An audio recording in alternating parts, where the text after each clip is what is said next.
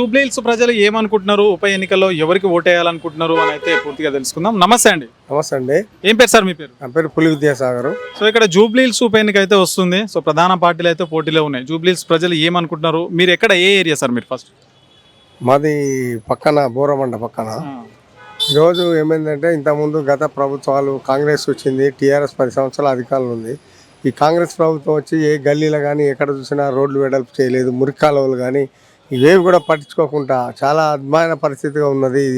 ఈ వర్షాలు వచ్చినా కానీ ఎక్కడేసిన గొంగడు అక్కడే ఉన్నది. ఈసారి గవర్నమెంట్ బీజేపీకి వచ్చేస్తే స్టేట్లో ఈ ఎన్నికల్లో ఈ ఒక సీటు గెలిస్తే బీజేపీ వచ్చేసారి కూడా బీజేపీకి అవకాశం ఇస్తే చాలా అన్ని పార్టీలు చూసినాం, ఈ పార్టీని కూడా చూస్తే చాలా డెవలపింగ్ అవుతుంది అనేది ఒక మా కోరిక. అంటే చాలా మంది ఏమంటున్నారు అంటే అధికారంలో కాంగ్రెస్ పార్టీ ఉంది కదా, మరి కాంగ్రెస్ పార్టీ ఎమ్మెల్యేని గెలిపిస్తేనే నియోజకవర్గానికి అభివృద్ధి జరుగుతుందని చెప్పేసి అక్కడి నుంచి వాళ్ళు చెప్తున్నారు.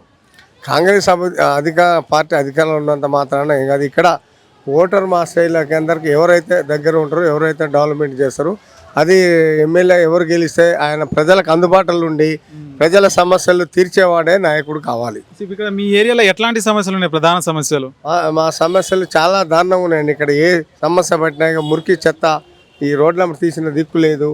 అదే కాకుండా వర్షాలు వచ్చిన రోడ్డు డ్రైనేజీ సమస్య ఒక తట్ట మట్టి పోసిన దిక్కు లేదు. ఇప్పుడు ఇన్ని సంవత్సరాల నుంచి 2 సంవత్సరాలు దాదాపు అధికారంలో కాంగ్రెస్ పార్టీ ఉన్నది. ఎక్కడైనా ఏమన్నా డెవలప్ ఉందా అండి? మీరు చూస్తున్నారు కదా, మీరు కూడా చూడండి.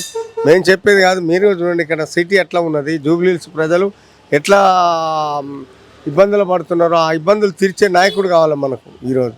సో ఇప్పుడు రాష్ట్రంలో ఒక బీసీ నినాదం అయితే నడుస్తుంది. మరి అట్లా ఆ కాంగ్రెస్ అభ్యర్థి నవీన్ యాదవ్ ఎవరైతే ఉన్నారో మరి ఆయన బీసీ కాబట్టి ఆయన కూడా ఎన్నుకోవాలని చెప్పేసి పెద్ద ప్రచారం అయితే జరుగుతుంది. ఇక్కడ బీసీ ఓసీ అనేది ఉండదు. నాయకుడు అనేవాడు ప్రజలకు అందుబాటులో ఉండి ప్రజల సమస్యలు తీర్చేవాడే నాయకుడు కావాలి. కానీ బీసీ ఓసీ ఇవన్నీ ఎవరు చూడరండి. ఓటర్ కూడా ఎవరైతే ఇక్కడ డెవలప్ చేస్తారో జూబ్లీహిల్స్ని వాళ్ళనే ఎన్నుకోవాలని నా అభిప్రాయం కూడా తెలియపరుస్తున్నాను. Thanks right.